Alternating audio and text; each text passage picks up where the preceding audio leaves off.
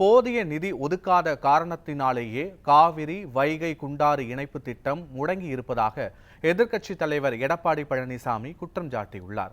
சட்டப்பேரவையில் 2025-26ஆம் ஆண்டு நிதிநிலை அறிக்கை மீதான விவாதத்தில் பேசிய அவர், காவிரி வைகை குண்டாறு இணைப்பு திட்ட பணிகளை விரைவாக முடிப்பதற்காக முதலில் தேவையான இடங்களில் நிலம் எடுப்பு பணி மேற்கொண்டு கால்வாய் அமைக்கும் பணி தொடங்கியதாகவும், தற்போது பல்வேறு காரணங்களை கூறி திமுக அரசு முடக்கி இருப்பதாகவும் குற்றம் சாட்டினார்.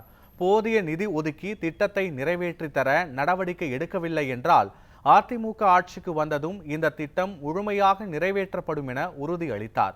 கொரோனா பெருந்தொற்று காலத்தில் கடன் வாங்க வேண்டிய நிலை இருந்ததாகவும், திமுக ஆட்சியில் வருவாய் இருந்தும் அதே நிலை இருப்பதாகவும் எடப்பாடி பழனிசாமி விமர்சனம் செய்துள்ளார்.